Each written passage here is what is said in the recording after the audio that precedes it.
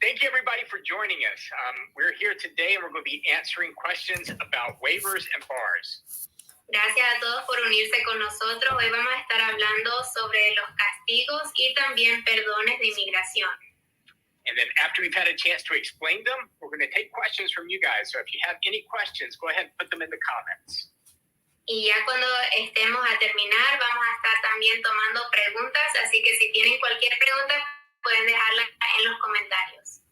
My name is Mercer Cauley, and I'm a partner here at Cauley Forsythe and a board-certified immigration specialist. Su nombre es Mercer Cauley y él es un abogado especialista en inmigración y trabaja en Cauley Forsythe Law Group. And we also have two amazing attorneys from our firm and my partner. Y también tenemos dos maravillosas abogadas. Una es su socia, Jordan Forsythe, y la otra soy yo, Raquel Fernández. So I'll turn it over to them to introduce themselves. Hola, muy buenas tardes, muy buenas tardes. Mi nombre es Jordan Forsythe. Yo soy uno de los socios en la bufete de abogados de Cauley Forsythe. Y increíble, muy interesante. No sé qué pasó, pero muy bueno. Pero yo practicar solamente en casos de inmigración y nosotros aquí para contestar las preguntas. Somos abogados en Charlotte, North Carolina, pero toma casos en todo el mundo por casos de inmigración. Y conmigo es la abogada Raquel. My name's Jordan. I am one of the partners at Cauley Forsythe Law Group. We handle cases for people all over the world that were looking to immigrate or stay in the United States. And turn it over to you, Raquel. You look very cool on TikTok right now. You're like a video. Yeah, that's so cool. Thank you to whoever gave me that little gift there. Thank you guys so much. My name is Raquel Fernandez, and I'm an immigration attorney here at Cauley Forsythe. Mi nombre es Raquel Fernandez. Soy abogada de inmigración aquí en Cauley Forsythe. I'm very, very excited to be able to get to this live panel event. We've been announcing it for over a month now, and it just so happened that there's some news on the 3- and 10-year bars. So we're very excited to explain the, limited amount of people that do qualify for this. Soy la abogada Raquel, como dije, y estoy muy emocionada porque vamos a estar hablando sobre los castigos de inmigración. Hemos estado anunciando esto por ya más de un mes y coincidentemente también hay noticias sobre los castigos de 3 y 10 años, entonces estamos emocionados para poder explicar cuáles son las personas que califican para esto, porque no todos califican. Correcto. Nosotros en pensar. Okay, so let's get started. Before we begin, I also want to remind you guys to like, share, and follow to stay tuned and stay up to date with immigration news. Quiero decirles que también le den like a este video, lo compartan para las personas que tal vez estén interesadas también. Y no se olviden de suscribirse, de seguirnos para estar al día con las noticias de inmigración. Y como dije, hay muchas noticias sobre inmigración que queremos compartir, pero más que todo nos enfocamos en los castigos. Entonces vamos a empezar con los castigos. We're going to get started with the bars of inadmissibility, and Attorney Mercer is going to be explaining the bars. El abogado Mercer va a estar explicando lo que son los castigos de inmigración. So I'll hand it over to you, Attorney Mercer, and I'll be interpreting. Sure. So what we wanted to focus on at first were the different bars for overstays and after you've entered the country with a visa or without a visa. Entonces vamos a estar hablando sobre los castigos y también lo que aplica cuando alguien entra con visa o sin visa. So, if someone entered the U.S. with a visa or without a visa and overstayed by more than 180 days, as soon as they leave, there's a 3-year bar from returning to the United States. Entonces, cuando alguien entra con visa o sin visa y se queda en los Estados Unidos con presencia ilegal por 180 días o más y sale, ahí se activa el castigo de 3 años. Also, if someone stays more than 365 days, so same situation, but more than 365 days, it becomes a 10-year bar if they leave the United States. Y también si alguien se queda en los Estados Unidos por 365 días o más y sale, ahí se activa un castigo de 10 años. So that's when we say the 10-year bar and the 3-year bar, we're talking about people that have overstayed their time in the United States or entered without a visa and have stayed too long. Entonces, cuando hablamos de los castigos de 3 y 10 años, estamos hablando de personas que o han entrado sin visa o se han quedado en los Estados Unidos por mucho tiempo, más del tiempo debido. So those are the first two we're talking about, but we also want to talk about the permanent bar because it comes up a lot. Entonces esos son los primeros dos castigos que vamos a estar hablando, pero también vamos a hablar del castigo permanente porque este castigo suele suceder bastante. So what the permanent bar is if you've left the United States and you have one of these bars we've been talking about, and then you come back in the United States without a visa, that's the permanent bar if you leave again. Entonces, lo del castigo permanente es cuando alguien ha tenido uno de estos castigos y vuelve a salir y vuelve a entrar a los Estados Unidos. Sin visa. Now, keep in mind, all of these bars Sin we're talking visa. about without a visa. Yeah, sin visa. Yeah. So keep in mind, all these bars we're talking about, they trigger or they start when you leave the United States or you apply for a green card. Entonces, estos castigos son activados cuando alguien sale de los Estados Unidos o cuando alguien aplica para la residencia. So the 10-year bar for overstays by 365 days. Entonces, el castigo de 10 años es cuando alguien se queda más del tiempo debido por 365 días o más. 3-year bar for 180 days or more. Y el castigo de 3 años es cuando alguien se queda con presencia ilegal por 180 días o más. Or I guess to be more accurate, it should be between 180 and 365. Para hacer o aclararlo más, entonces 180 días a 365 días. And the permanent bar is re-entering the United States without a visa if you have one of these bars in place. Y el castigo permanente es entrando a los Estados Unidos sin una visa si tienes uno de estos castigos. Now, there's some other bars that can come in with this permanent bar also. Entonces, hay otros castigos que pueden suceder también con el castigo permanente. If you have an order of removal from a judge and then re-enter without a visa, it's the same thing. It would trigger the permanent bar. Entonces, si tú tienes una orden de deportación, sales de los Estados Unidos, eres deportado y vuelves a entrar sin visa, entonces tienes el castigo permanente. Because an order of deportation carries with it a 10-year bar for returning to the United States. Porque la orden de deportación tiene un castigo de 10 años para no entrar a los Estados Unidos.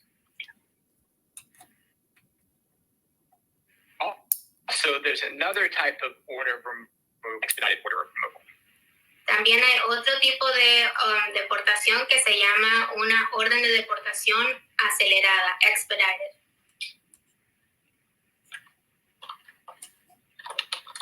Now, the expedited order of removal, that can happen from an immigration officer at the border. Entonces, una orden de deportación expedited o acelerada se lo puede dar un oficial de inmigración en la frontera. Now, that carries with it a 5-year bar from returning to the United States. Y esto le da un castigo de 5 años para no poder entrar a los Estados Unidos por esos 5 años. And many times at the border, if they do give you the expedited order of removal, they'll tell you, you can't come back for 5 years. Y muchas veces si te dan este castigo que se llama una orden acelerada de deportación en la frontera, te dicen no puedes entrar a los Estados Unidos por 5 años. So those are 5 that we see a lot, and we want to make sure everybody knew about those. Entonces, esos son 5 tipos de castigos que nosotros como abogados de inmigración vemos mucho y queremos asegurar de que ustedes entiendan estos castigos. So, gracias. Gracias, Mercer, para compartir la información. Para los castigos, yo quiero explicar excepciones para los castigos antes nosotros empezar para los perdones. So thank you so much, Mercer, for explaining the different bars that we're going to talk about today.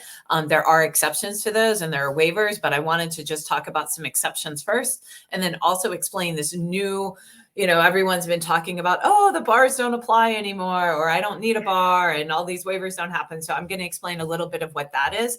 And then after I'm done, then Raquel's going to explain to us about the waivers, and then we're going to take questions. So just to reiterate what you said, we've got the 3-year bar that happens between 6 months and a year. We have a 10-year bar if you're in the U.S. for more than a year and you leave. Si para confirmar, usted entiende, tiene dos castigos principal de nosotros explicar las excepciones es para las 3 años y también para las 10 años. La castigo por 3 años es cuando tiene 6 meses hasta 1 año presencia ilegal antes usted se fue, o usted tiene más de 1 año y se fue, usted tiene un castigo de 10 años. One of the exceptions, the first exception to the 3-year bar is if you take voluntary departure in front of an immigration judge. La primera excepción para la castigo de 3 años es si usted salida bajo un orden de un juez de inmigración por salida voluntaria. Este solamente cuenta para la castigo de 3 años. That exception only applies if you're taking voluntary departure and you have less than 1 year of unlawful presence. Si usted salida al tiempo de la orden de salida voluntaria, no tiene un castigo de 3 años. Es una excepción, no es un perdón. That is an exception, which means you don't need a waiver because the bar doesn't apply to you. Even though you have 6 months of unlawful presence in less than a year, if you leave with an order of voluntary departure from an immigration judge, you don't have that 3-year bar. Esta es la primera excepción. Yo quiero compartir la segunda excepción muy importante para cómo cuenta el tiempo para su presencia ilegal. The second exception I want to talk about that's very important is what are the exceptions to actually accumulating the unlawful presence. Su edad. Si usted es menor de edad, menos de 18 años, los días usted en los Estados Unidos sin permiso no cuenta en contra de usted. If you are a minor under 18 years old, your unlawful presence in the United States does not count against you. Those days do not start to accumulate until you turn 18 years old. Your 18th birthday is your first day of unlawful presence. So you said el día de su cumple 18 es el primer día de usted empezar para cuenten los días para su presencia ilegal. La otra excepción de yo quiero compartir en referencia de la castigo para permanente. Es cuando una persona salida tiene un castigo y reentrar sin permiso. The other exception that I would like to talk about is to the permanent bar. That's when you have more than a year of unlawful presence, you leave the United States, and then you re-enter without permission. That's re-entering without a visa or without a parole. Without permission, you have to have written permission from immigration to enter the country, whether it's a visa or parole. Okay? Si usted entró sin los permisos, y usted tiene pruebas de esta salida y entrada, es porque usted ha sido víctima de violencia de parte de un esposo, un ciudadano o residente, calificar para una excepción de VAWA. If you're able to show that your leaving and re-entering is because of abuse that you suffered because of your marriage to a U.S. citizen or permanent resident, you can show that entry and re-entry is due to VAWA. You have an exception under VAWA. So esa es otra excepción para los castigos. Tiene otras, pero muy, muy, muy raro. Entonces yo quiero solamente enfocar en las cosas de la mayoría de personas tiene problemas. Entonces los castigos de 10 años y 3 años y permanente, usualmente esa es la única excepción que necesita saber. Y después nosotros hablamos en referencia de perdones. Those are really the only exceptions that we're going to talk about because those are the only ones that apply to your unlawful presence, as well as the 3-year bar, the 10-year bar, and re-entry. We're going to talk about waivers as well. I know we've been talking about this panel. We're going to talk about all things waivers. But these are just the waivers related to unlawful presence and your immigration violations. It has nothing to do with fraud or crimes or alien smuggling. Oh, thank you so much for the heart. Gracias para los regalos. Muy, muy, muy, muy, muy, muy bueno. Oh, gracias, gracias. Oh, muchas. Entonces, nosotros hablamos en referencia de los perdones para su presencia ilegal y para sus salidas y entradas sin permiso y las deportaciones. Obviamente tiene otros castigos cuando una persona mentida y tiene otros problemas completamente para traigas personas aquí ilegalmente, pero foca ahorita en este. So, las excepciones es la edad, or VAWA, o usted tome salida voluntaria. Estas es las únicas excepciones. Las noticias son nuevas. Noticias son nuevas.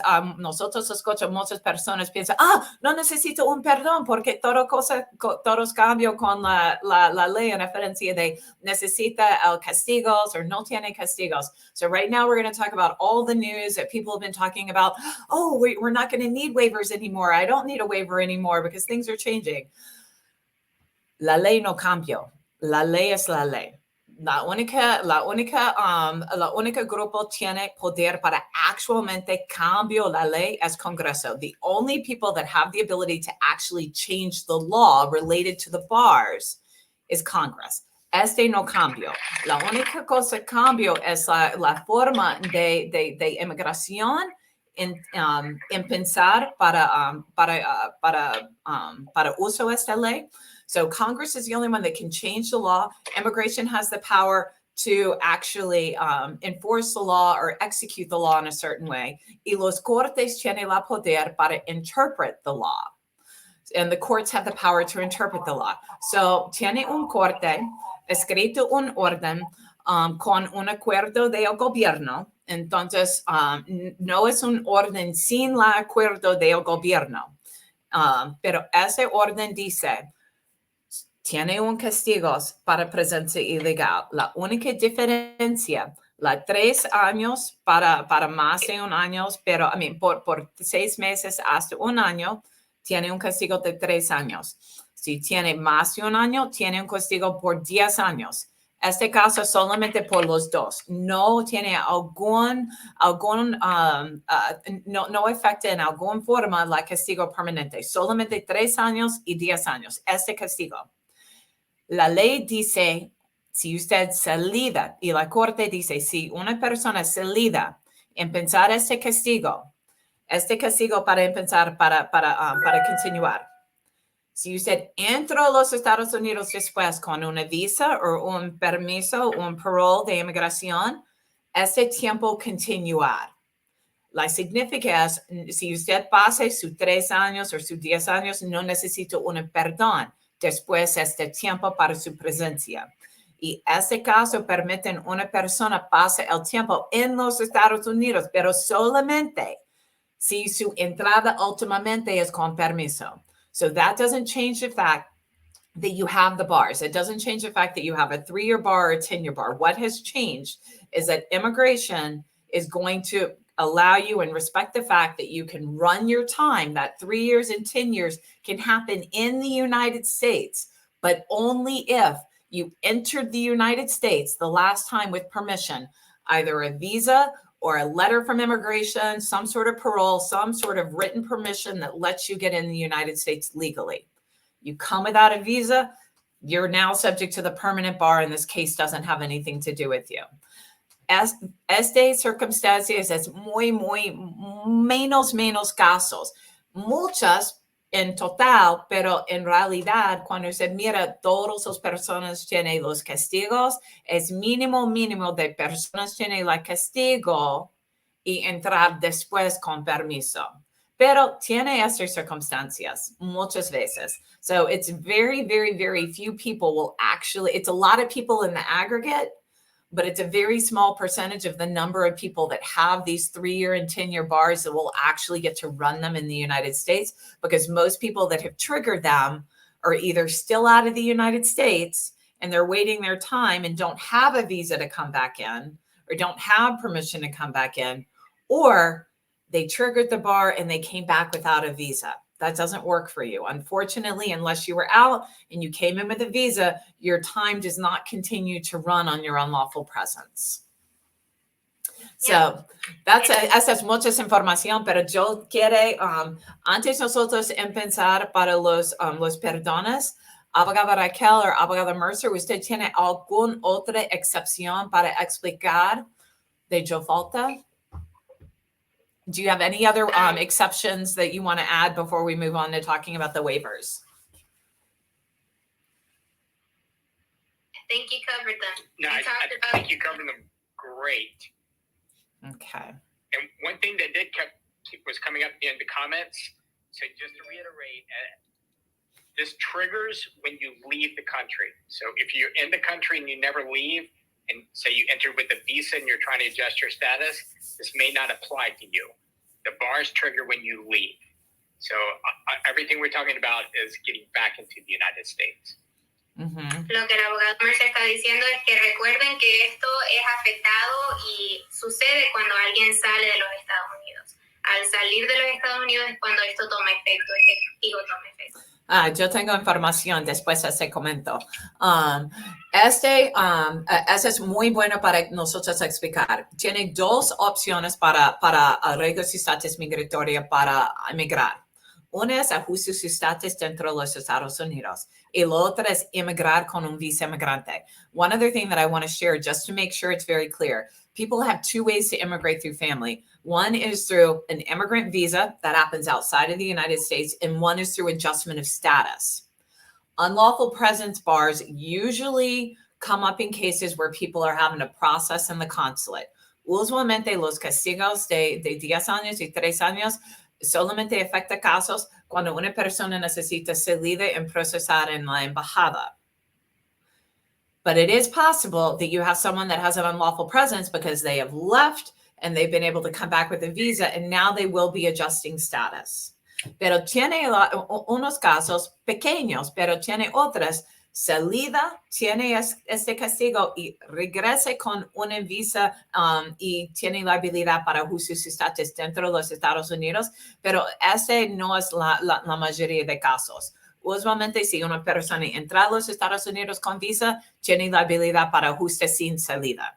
But usually that won't happen because if someone comes in with a visa, they're going to be adjusting their status and they won't need a waiver for unlawful presence. They may need waivers for other things, but we're talking about unlawful presence today. And we're going to talk a little bit about the I-601A waiver as well, which is the provisional waiver for unlawful presence. Vamos a estar hablando ahora sobre el castigo o el perdón I-601A, que es un perdón que se obtiene antes de salir. Como estaba diciendo la abogada Jordan, muchas veces los perdones se necesitan cuando va a salir al consulado.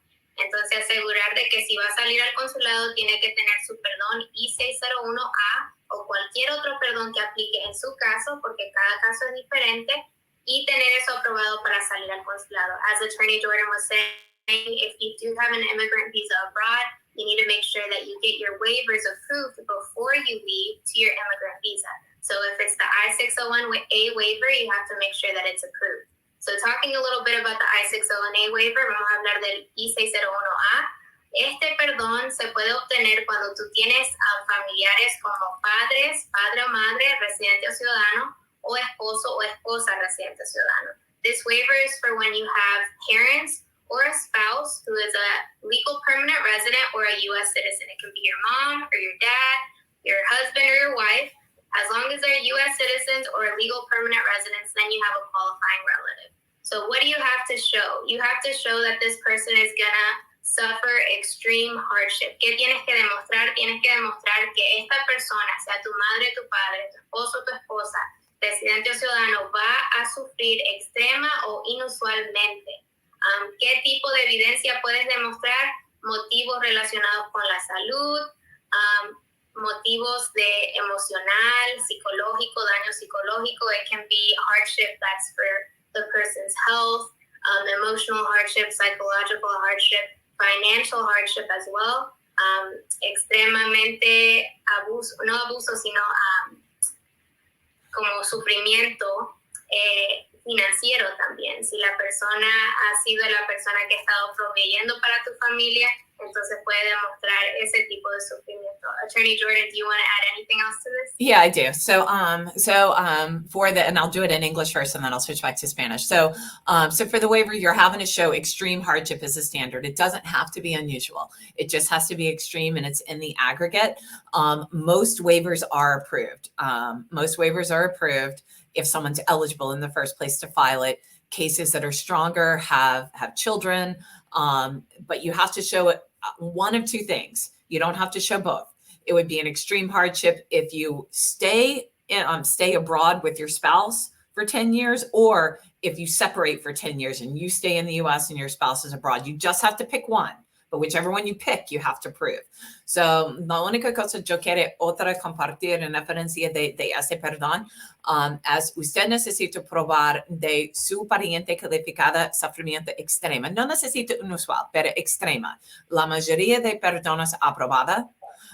Y los casos más fuertes, incluyendo casos cuando una persona tiene hijos en la matrimonio.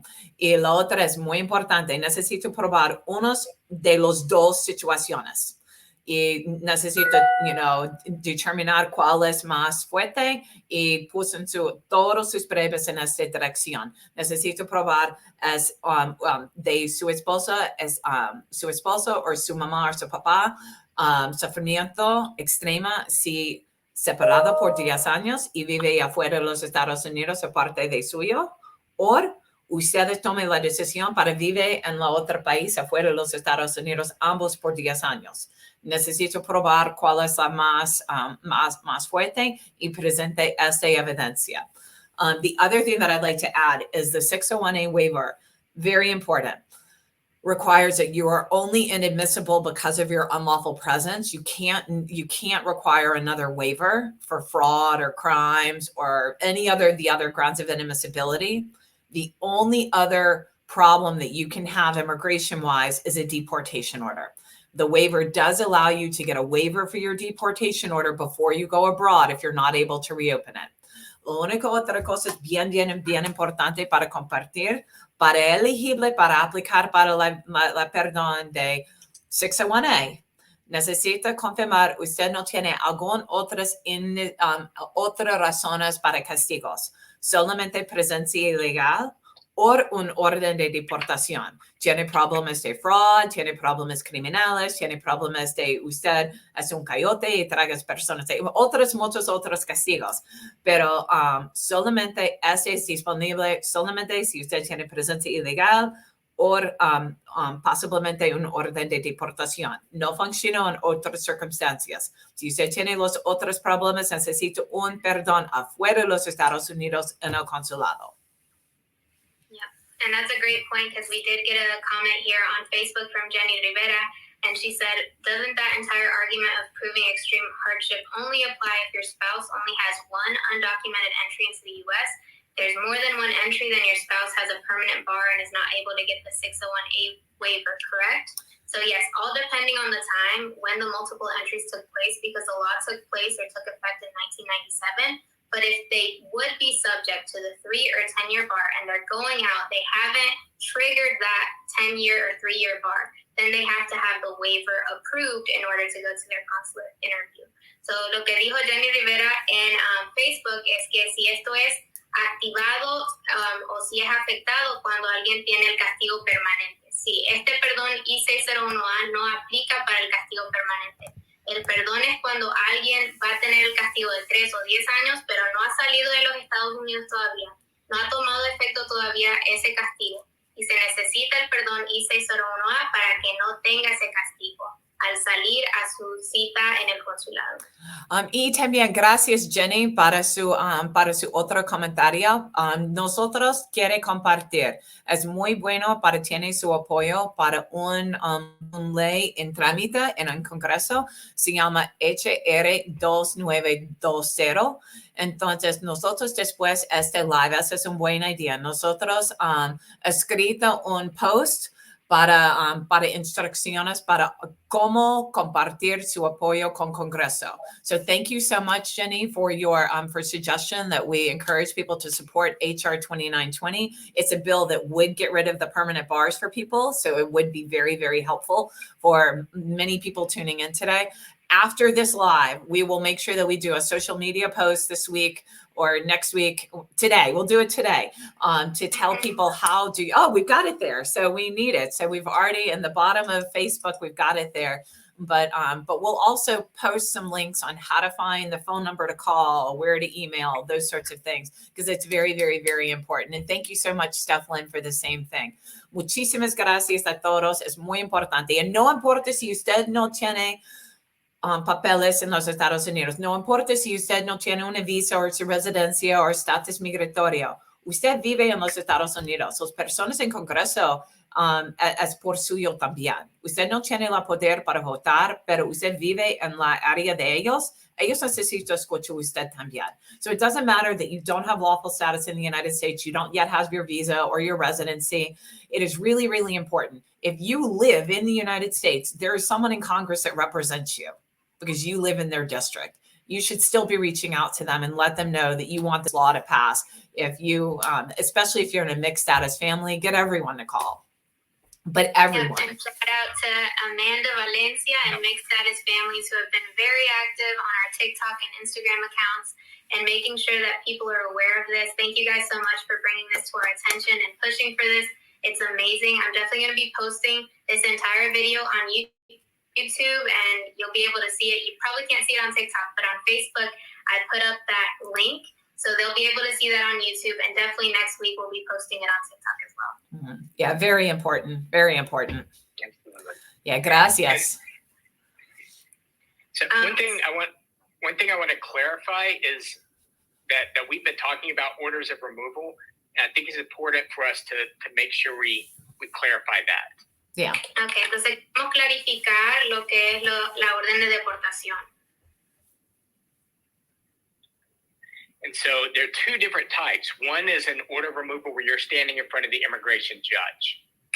Entonces hay dos diferentes tipos de orden de deportación. Uno es cuando tú estás frente a un juez de inmigración, cuando estás frente a un juez de inmigración. The second one is called in absentia, which means you didn't show up to court and the judge gave you an order of removal while you weren't there. Okay. Y la segunda es cuando alguien está ausente de su corte, no aparece a su corte de inmigración y el juez te dio una orden de deportación por no presentarte. Yeah, so those are, yeah. You need to keep in mind that if you get an in absentia order of removal and you leave the United States, there may be a different bar that could be there for the in absentia order. Entonces, si tú tuviste una orden de deportación en ausencia y sales de los Estados Unidos, puede ser que aplique otro castigo a tu caso.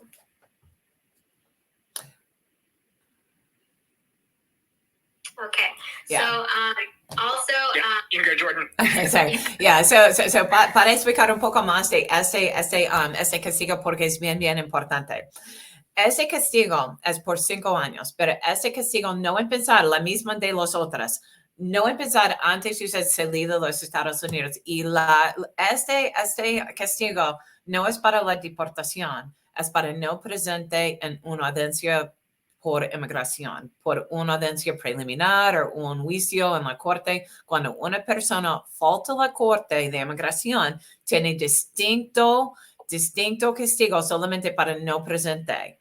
Y es distinto, es posible para tener un perdón para su deportación, pero no tiene alguna idea de usted tiene ese otro problema, porque si usted tiene esa aprobación, usted necesita tener todo listo para presentar en el consulado, porque necesita probar es razonable de usted no presente en su corte, es razonable de usted falta su corte. Entonces, eso es bien importante. So even if you get a waiver for your deportation, if it happened in absentia, that means you did not go to court. And when you leave the United States, just like these other waivers that we're talking about, the bars only apply when you leave. When you leave the United States, you've already got your waiver approved from your unlawful presence. You've already got your waiver approved from your deportation order. But now you're leaving and you miss court. You're going to have to be able to show the consulate that it was reasonable that you miss court. So that's very important because you could still have those waivers and still have a problem. So it's really, really, really important that when you're doing these cases, you are working with attorneys that have a lot of experience doing waivers and all of these exceptions. It's very important. We talk to a lot of people who go through this with notarios and they're out of the country because they didn't understand all the other exceptions. They got waivers approved and they think they're good to go and they're not. So, eso es bien importante para compartir un poco más información sobre el castigo de 5 años cuando una persona falta su corte de inmigración. Porque muchas personas en pensar casos de perdones y peticiones con notarios y no saben. Y cuando nosotros recibimos la primera llamada, ellos se fueron a los Estados Unidos y tienen muchísimos problemas. Entonces, es muy importante para empezar ese tipo de casos con abogados con experiencia y todo se hace. Entonces, es muy importante. Y también quería preguntarles, abogado Mercer y abogada Jordan, no sé quién quiera tomar la pregunta. I also wanted to ask about this. I don't know which one of you want to take this question, but what about the 20-year bar? Okay. ¿Qué es el castigo de 20 años? Yeah. Un castigo de 10 años pasó cuando una persona tiene una deportación por escrito de un Ways to Immigracion y deportado. Regresa a los Estados Unidos y tiene esta segunda deportación bajo la misma orden. The 20-year bar happens when you have an order of removal signed by a judge. You actually leave the United States, you've been deported, or you voluntarily leave, or you come back without permission and then you get re-deported under that same order. It's a 20-year bar if you're deported under the same order of removal.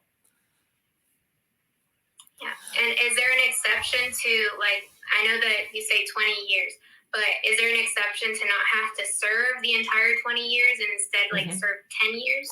Es posible en varias circunstancias para aplicar para un perdón después 10 años. Necesitas, pero los 10 años es posible para aplicar para un perdón dentro de 10 y hasta 20 años.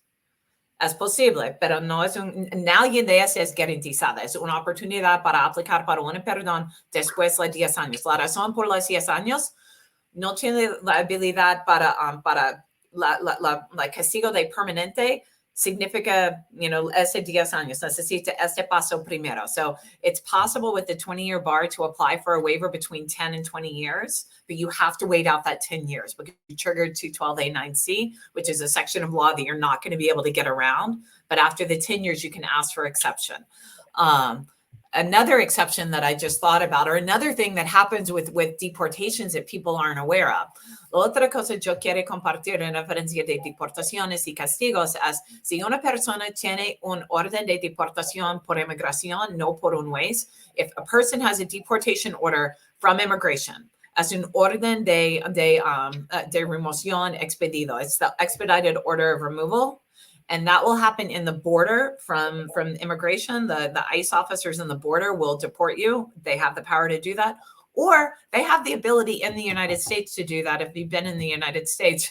If you're within 25 miles of the border, they can do it. And they can also do it if you have less than 2 years in the United States. They can expeditedly remove you from within the United States. They generally don't do that, but they do have that power. You have the right to request to see a judge. But if you have less than 2 years, the law says that they do have that power to expeditedly remove you. If you get a U visa approved, just by the approval notice of that U visa, that administrative, that order of removal issued by Department of Homeland Security no longer exists. It completely, it's not a forgiveness. It goes away. Like it's just gone. But it's only for the ones that are issued by immigration officers. La única otra excepción es si usted tiene un orden de deportación por la migra, por inmigración en la frontera o los oficiales no el Ways, solamente inmigración, una deportación. Tiene un papel, dice no regrese por 5 años, es por escrito, es una deportación escrito por inmigración. Y después usted ganar una visa U, este es limpio completamente, no necesita reabrir. So that's the only other exception that I can think of related to those. Really great. And Attorney Mercer, I don't know if you want to discuss a little bit about the I-212 waiver, just briefly. Absolutely. So if you do have an order of removal, there is a waiver that gives you permission to re-enter the United States, and that is the I-212. The good thing about the I-212 is that it does not have the same hardship burden. Entonces, el castigo I-212, Sorry, I went too far. Alguien tuvo una orden de deportación. Lo bueno del castigo del I-212 es que no tiene el mismo nivel de tener que comprobar. So with the I-212, what they look at is say, does the good outweigh the bad? It's a balancing test to see whether the person should get the waiver or not. Entonces, con la I-212, ellos van a notar si lo bueno es más que lo malo en su caso. So you do, and Jordan, correct me if I'm right, you do have to have qualifying relatives, but the qualifying relatives it's more than it is with the 601 waiver. Is that correct? No, with the permission, with the 212, you don't have to have qualifying relatives. It's just the equity. One of the equities is that you have to show a reason to come back. So the reason would be an I-130 approved or a petition approved. And so that's where it is. La perdón para la 212 es solamente permiso para entrar. No es una perdón. La aplicación es permiso para entrar a los Estados Unidos después de una deportación. Nosotros usamos el término de perdón, pero no es actualmente una perdón. Es una aplicación para permiso para reentrar después de una deportación. Es la razón, no necesita parientes calificados para una perdón, pero necesito probar porque es bueno, porque necesito estar aquí, porque en la opinión de inmigración usted no tiene respeto por las leyes, entonces necesito una aplicación fuerte, pero si usted tiene una razón buena para emigrar, usualmente es familia aquí o tiene una visa, pero necesita esa parte. So you don't need a qualifying relative for that, but you need a reason to immigrate that they're going to approve. So it usually involves having a qualifying relative, but not really. If that makes sense. Yes. Yeah. And so another good thing with the I-212 is that you don't have to wait in order to apply for the I-212. You can do it before you leave the country, and you can do it when you're out of the country, either way. Entonces, otra cosa que es buena sobre el I-212 es que no tienes que esperar para aplicar. Puedes hacerlo antes de salir de los Estados Unidos o puedes hacerlo después de haber salido de los Estados Unidos. Yeah, that's a very good point. The thing that is required though, to make sure that you realize is a lot of times, even though you're allowed to apply before you leave, you might not have the equities to get it approved. So it's really, really, really important to make sure as far as timing goes, even though you can lawfully, and the regulations say you can apply before you apply for something else or before you leave, you really need to look at the timing and what your waiver is going to be that you're getting along with it to see if that's really going to work. And I don't know if you guys... And the other thing I was going to point out is with the I-212 is when we're talking about in absentia before, this does not cover the in absentia. So if it was in absentia, you may have problems in the future. So that, as Attorney Jordan was saying, is very important that you speak with an immigration attorney. Yeah, in fact, we got a comment from Callie Soka. Thank you so much. She is the president of an advocacy organization. Please, in the comments on our video, please put the name of your organization and a link to their website so that people can come and find you and offer you support. So thank you for doing that. But Callie says that they are pushing because there are a lot of people. There's a trend of people getting the 601A waiver approved, going out to their interview and finding out they have another problem.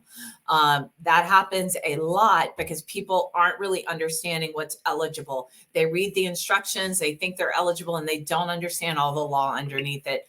Immigration looks simple, but it is really not. So gracias, Callie, para compartir esa información.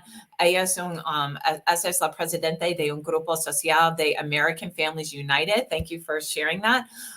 Y ellos tienen muchos casos de personas obtener aprobaciones para los perdones de 601A y va para viaje para perdón mi mal español, de leave, viaje para las entrevistas y no tiene la habilidad para regresar porque tiene otros problemas. Entonces, la ley de inmigración es bien complicado. Cuando usted mira un formulario, tiene preguntas muy simples, instrucciones muy simples. Este no es un aviso. La ley es bien complicado.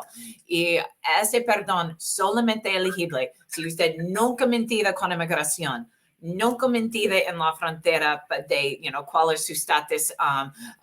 Usted no es posible para usted tiene La 601A, si usted tiene mentiras con inmigración, no importa en la frontera o en una aplicación, si usted tiene un viejo aplicación para asilo o para TPS y tiene mentiras de sus fechas entradas, no elegible. Si usted trae hijos aquí sin permiso, no elegible, tiene otro castigo. Si usted tiene problemas de criminal, no elegible. Si usted es fuera de los Estados Unidos y tiene problemas con alcohol o drugs, no elegible.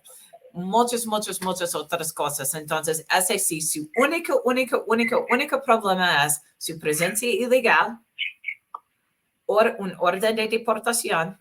Ese es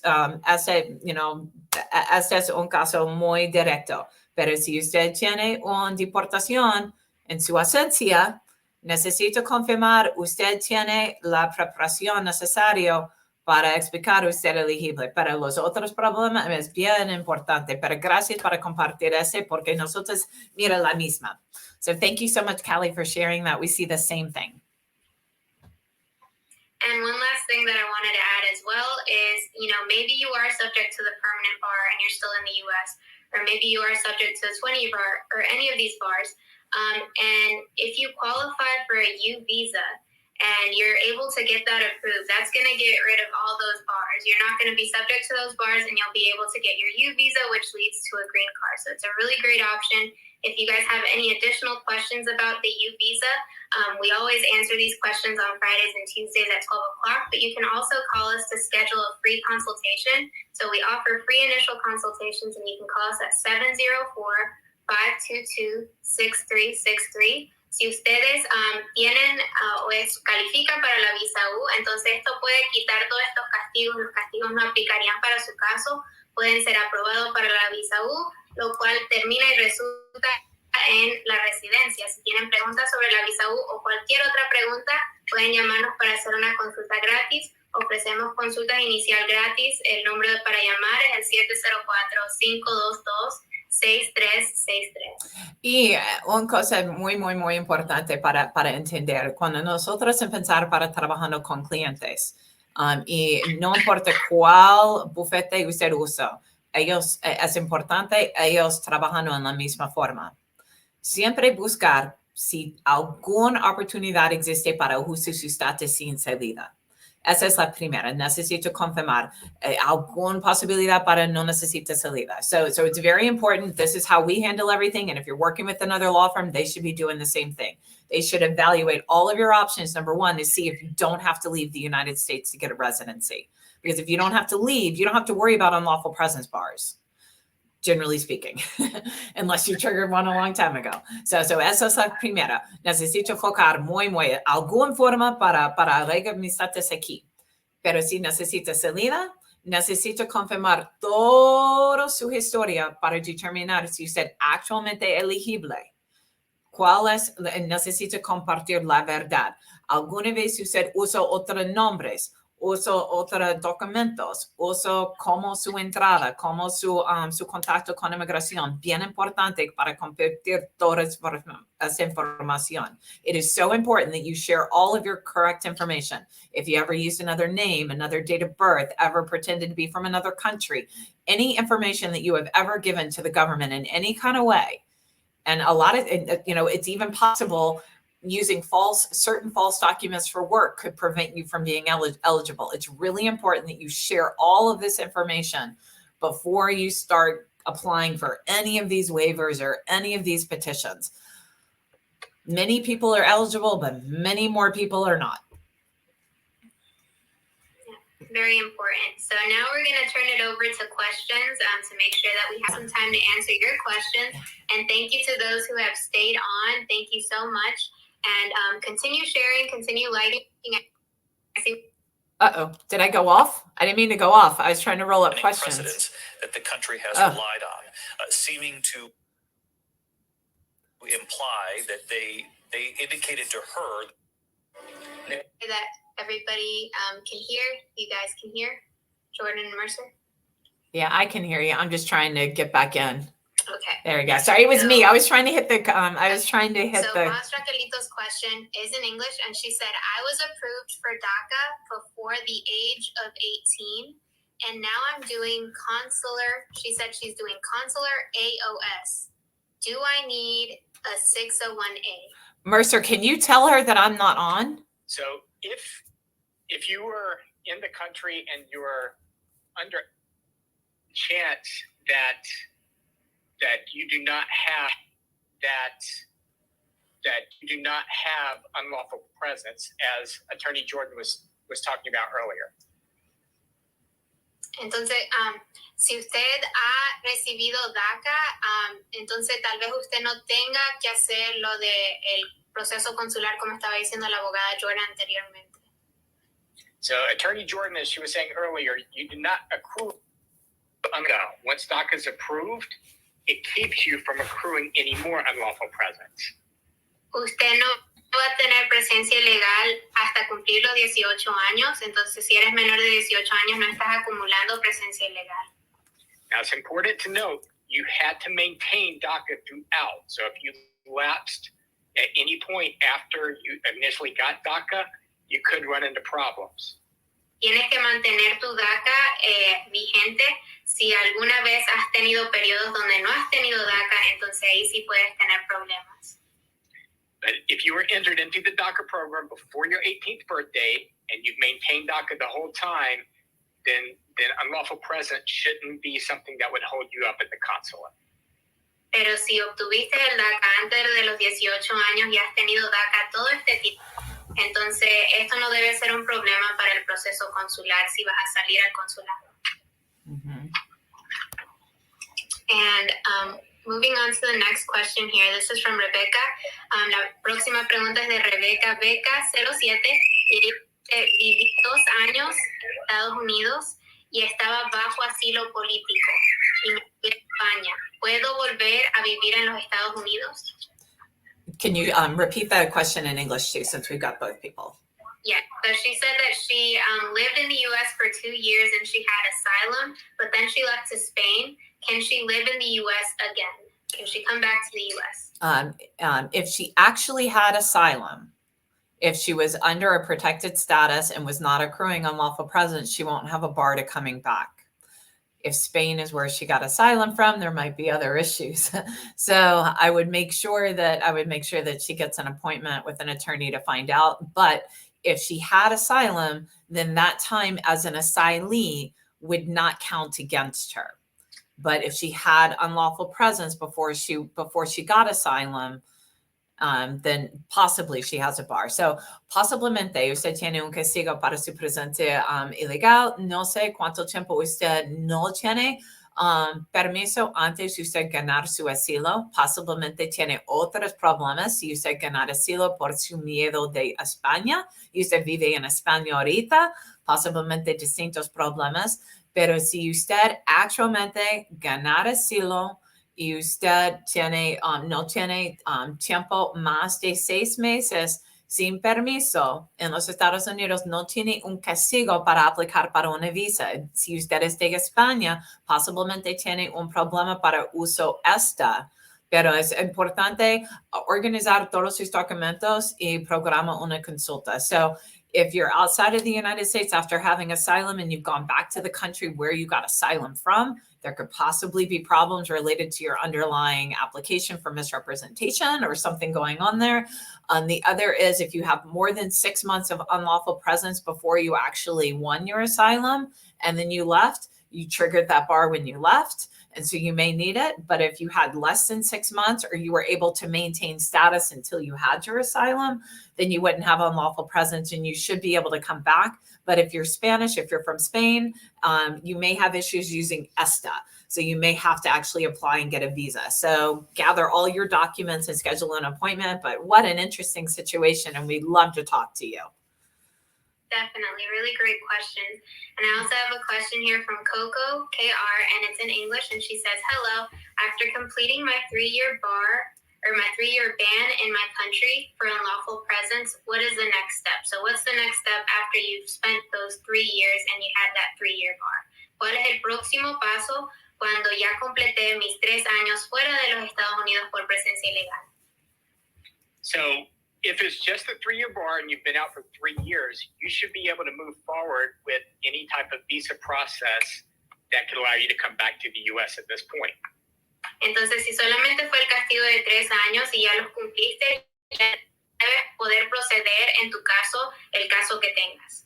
So for instance, if you have a family member that's applied for you and the I-130 is approved and you go to the consulate, you should be able to come back to the United States, but make sure that you tell the truth and you tell exactly when you're in the United States and that the bar is now over. Okay. Entonces, si ya tienes tu petición I-130 aprobada, vas a ir al consulado para tu cita consular y eres aprobado, puedes entrar a los Estados Unidos ya con tu visa como residente, pero asegura que en tu entrevista digas toda la verdad, decirle la verdad al oficial de cuánto tiempo estuviste en los Estados Unidos. It's also important to recognize that if you have a bar, just because you're eligible to apply afterwards, it's not easy to be approved. Once you violated immigration law, you have to show a compelling reason for the consulate to believe that you're going to actually not violate the law again, or there's a compelling reason to let you back. So before you go and apply for a visa, it's very important, if you've had these bars, work with an attorney. Don't just apply on your own, because every negative decision makes it more difficult to eventually get an approval. Es bien importante para sepa.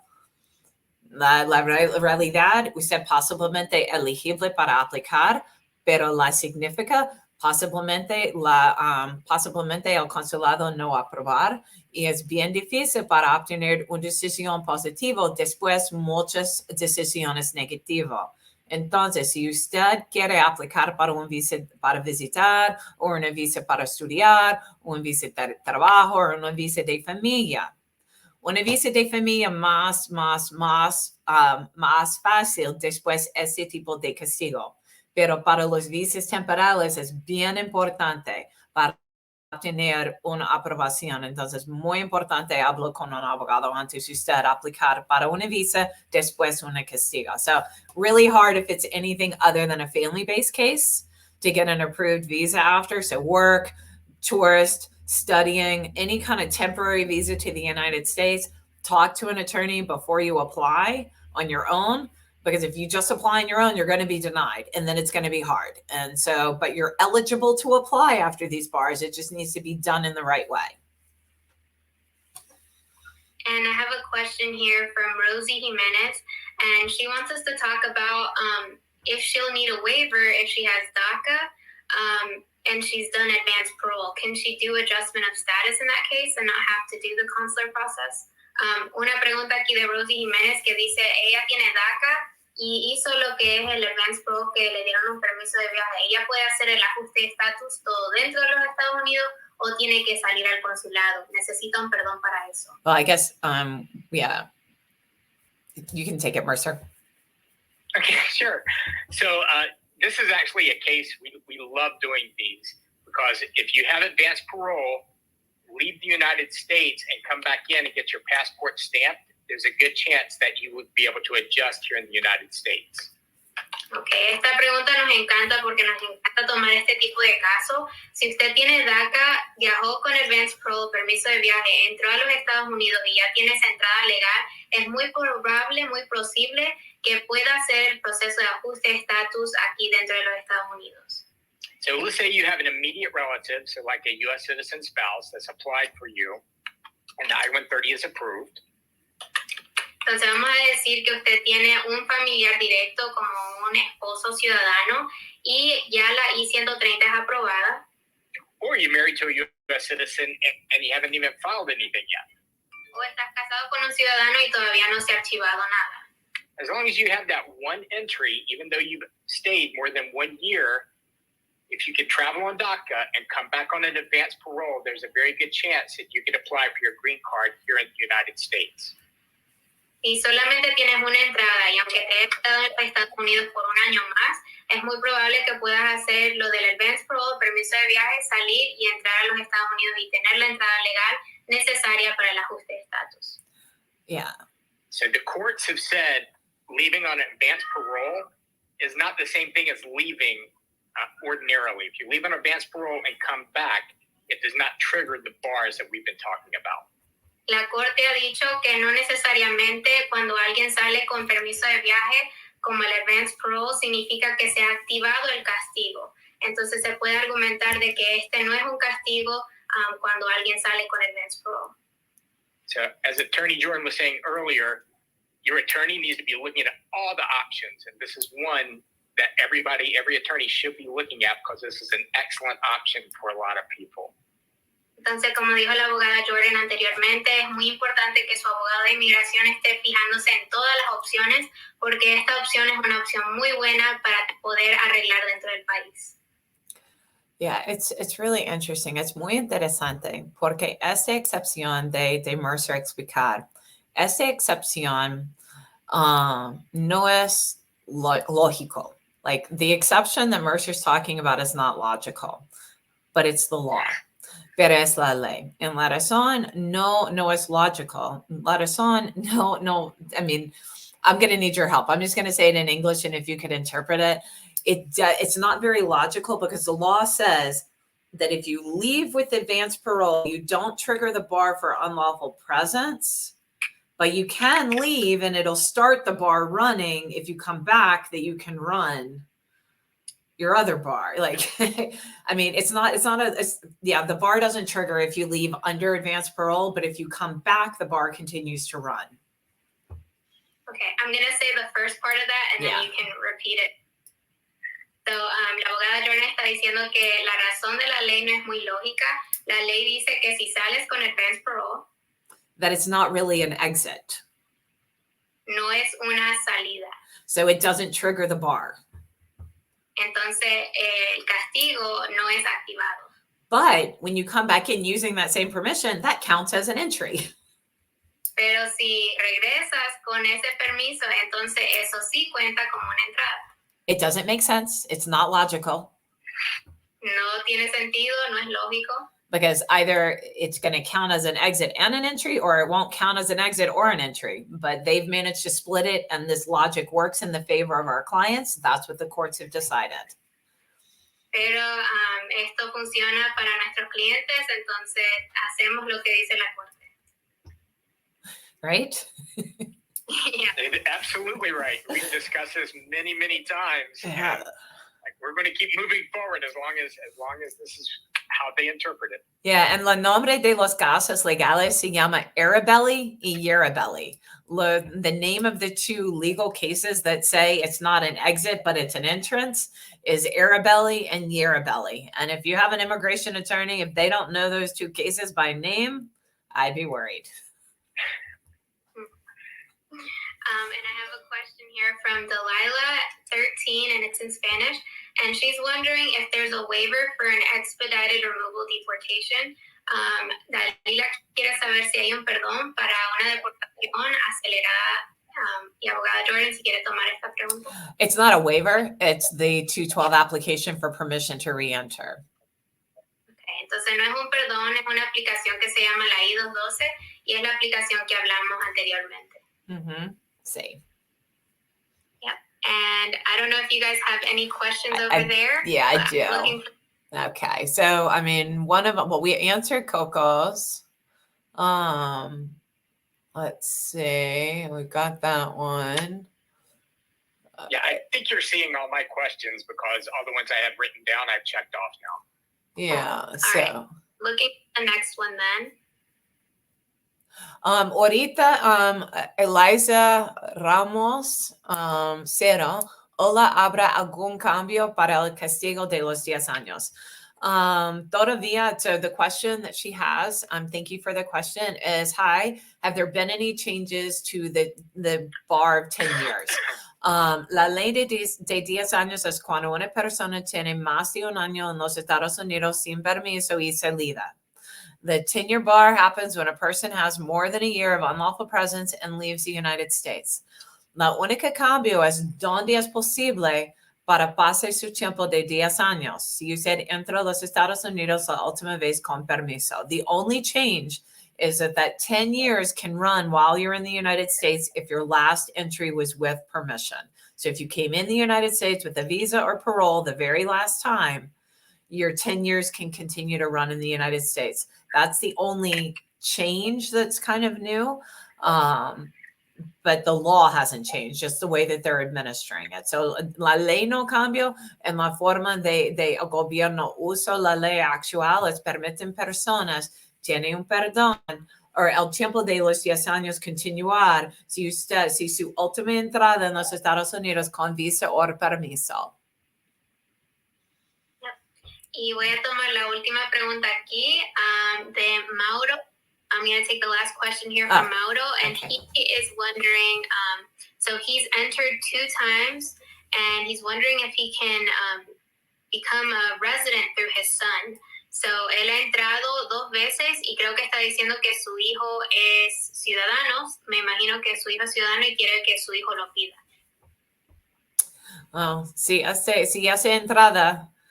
Si esta entradas es después del año 97, necesita, conozca, probablemente no elegible, probablemente tiene la castigo permanente.